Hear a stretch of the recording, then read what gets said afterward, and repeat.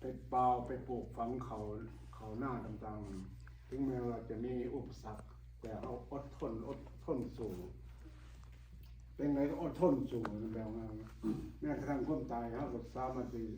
สละชีวิตเอาได้เพื่อช่วยชีวิตเพื่อนบ้านของเราพี่น้องของเราตัวแผ่นดินหลวงนี่ดังนั้นบ้านนี้เขาเห็นอย่างโดยความยินดีหลายที่พระเจ้าประทานให้เราเป็นแสงแห่งโลกส่องสว่างไปยังแผ่นดินโลกแผ่นดินโลกไม่ว่าบุคคลที่บ่งจากพระเจ้านะเขาก็จะได้เห็นแสงสว่างเห็นความรอดของเขากลับมาเชื่อในพระเจ้าเพื่อเขาจะได้มีความรอดต่อไปโอเค Amen. สุดท้าย Last. โอเคเพลงสรรเสริญบทที่126ขอหาในนี่ว่าขอให้ผู้ที่ห้องให้เสียใจในขณะที่พวกเขาปลูกฝังนั้นได้เกี่ยวเข่าด้วยความยินดีตามที่เขาน้อยเข้าใจก็คือว่าแบบอันนี้แบบพระเจ้าเพิ่นอยากให้เขาเข้าใจว่าอันคนตะกี้เพราะว่าอันนี้เพลงสรรเสริญเป็นอันพระคัมภีร์เดิมเนาะและผู้ที่พระเจ้าให้พรนี่นะผู้เว้าให้พรอันนี้นะพระเจ้าก็ว่าให้ผู้ที่ห้องให้เสียใจนะในขณะที่พวกเขาปลูกฝังนั้นได้เกี่ยวเขาตามความยินดีแปลว่าตอนปลูกฝังนี่มันก็ยากเนาะมันบ่ง่ายนะบางคนก็แบบว่าอันนี้เพิ่นหมายถึงชีวิตเนาะชีวิตเฮานี่มันยากนะมันบ่มีแนวง่ายแต่ว่าเฮาลางเทื่อเฮาก็มีความโศกเศร้ามีความร้องไห้แต่ว่าถ้าเฮามีความรักความอดทนในพระเจ้าหันนะบัดสุดท้ายมาเฮาก็แบบว่ามีความยินดีคือกับชีวิตขาน้อยเองเนาะขาน้อยตอนบ่ฮู้พระเยซูนี่ขาน้อยอุกขาน้อยอังขาน้อยคิดว่าชีวิตนี่จะแม่นมันยากจะแม่นมันเป็นอะไรคือว่าเป็นอันนี้ชีวิตนะแล้วเห็นหมู่มีอ้ายมีเอื้อยก็ว่าโอ้ยขาน้อยคือบ่มีอ้ายบ่มีเอื้อยนำหมู่ไปสินะแล้วก็เห็นเอียงก็คือจังว่ามันทุกข์แบบภาษาอังกฤษก็บ่ฮู้เนาะตะกี้เนาะเฮาบ่ฮู้พระเจ้านะบัดนี้บัดเฮามาฮู้พระเยซูได้บัดนี้เฮามาอ่านพระธรรมคัมภีร์แล้วเฮามาเข้าใจเรื่องชีวิตพระเยซูที่เพิ่นให้เฮาเรื่องความรักของเพิ่นนะเพิ่นก็ประทานเอื้อยอ้ายให้บักหลายในองค์พระเยซูคริสต์เจ้าคือพ่อพี่น้องทุกคนในนี่น่ะเป็นพี่น้องเขาน้อยหมดในนี่น่ะเป็นเอื้อยเป็นอ้ายเป็นน้องเป็นน้าบ่าวน้าสาว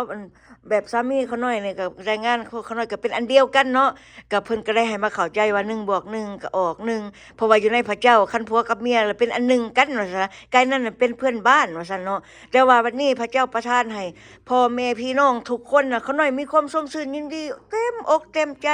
แบบไปไสก็แบบว่าขอบคุณพระเยซูหั่นนะและเพิ่นก็อยากให้เฮาได้ฮู้อันนี้พระคัมภีร์นี่เพิ่นเว้าเรื่องพระคำอยู่แต่ว่าสติปัญญาที่เพิ่นประทานให้เฮาได้มาสำนึกเรื่องชีวิตของเฮาเองกับชีวิตพระเจ้าเอาให้เฮานะชีวิตเก่าเฮาเป็นอะไรชีวิตใหม่เฮาเป็นอะไรชีวิตที่เฮาบ่ได้ถิ่มใจเก่าบ่ได้เอาใจใหม่นะเป็นอะไรและชีวิตที่ถิ่มใจเก่าเอาใจใหม่นะเป็นอะไรหั่นนะเขาน้อยเข้าใจถึงว่าขอน้อยๆนึงแล้วก็ขอเดียว2แถวนี่แต่ว่ามันก็มีความหมายลึกเกี่ยวกับเรื่องชีวิตของมนุษย์เฮา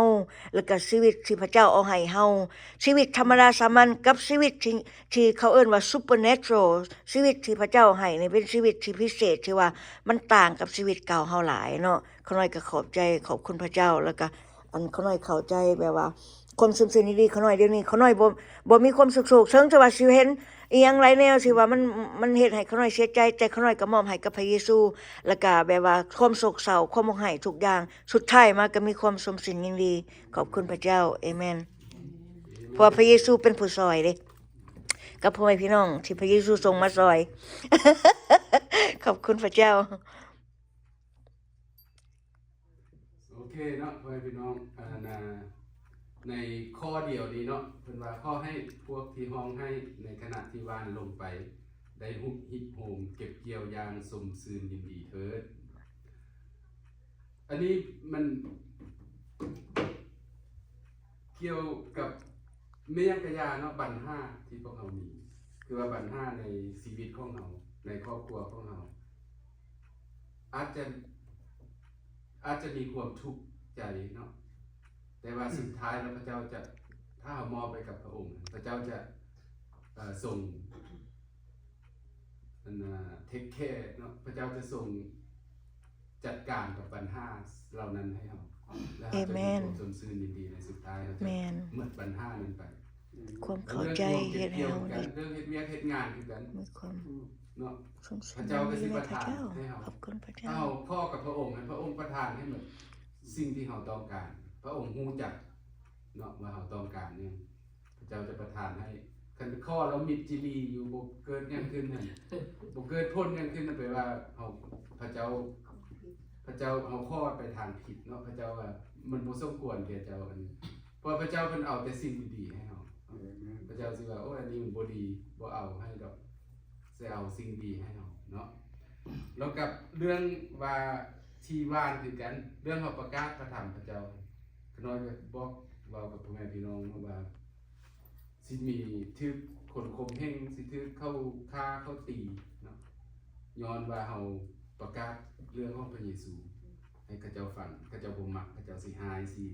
ฆ่าสิตีเฮาแต่ว่าพระเจ้าจะซอยเรือพระเจ้าจะเฮ็ดให้ทุกอย่างให้เป็นกลายเป็นความสมซื่อ ความหายกลายเป็นดี กลายเป็นความสมซื่อนี้ คือกับเพลง เพ เนาะ ราะฉะนั้นเราให้เฮาวางใจในพระองค์ ไม่เมื่อเฮามีความเชื่ วาง อ ใจใน พระ พระ เจ้า เจ้า ก็ซอย พระเจ้าซอยมาในชีวิตของเรามอบให้กับพระองค์ พระองค์จะเป็นผู้จัดการในชีวิตของเราแล้วเราจะได้เห็น เพิ่นฮู้ว่าผู้ใด การเปลี่ยน เพิ่นสิส่งมาซอยเฮาเนาะ ที่ดีขึ้นมาเนาะเป็นแบบตัวเราชีวิตที่บ่ธรรมดาเนาะชีวิตบ่แม่นธรรมดามันเป็นอันน่ะแบบความของทุกคนในสาวโลกเนาะเขาจะอยู่มีชีวิตบ่แบบสาวโลกอีกต่อไป และพระองค์จะทรงซอยเราทุกอย่าง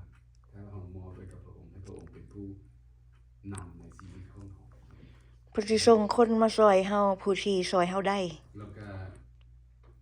ก็บ่ให้เรายานเนาะบ่ให้เรายาน หรือว่าเฮาไปหาผู้ที่ซอยเฮาได้เฮาอธิษฐาน น่าไปเที่ยง ขอบคุณพระเจ้า เซ็นมือได้ วันที่19นี่ โอ้ขอบคุณพระเจ้าอธิษฐานเพื่อเนาะอธิษฐานเพื่อเพิ่น ให้น่าไปเที่ยงเนาะ เลยอธิษฐานเพื่อเพิ่น มีนายภาษา พ ว่า ระเจ้าซอกให้ว่าด้วย อันเพิ่นว่าเพิ่นโทรไปอันทางอิมิเกชันแล้วเขายังบ่มีนโยบายเขายังไม่ให้คำตอบเขาว่าสิให้คำตอบตอนใกล้ๆพุ่นล่ะ โอ้อธิษฐานเนาะอธิษฐานให้เพิ่นเนาะ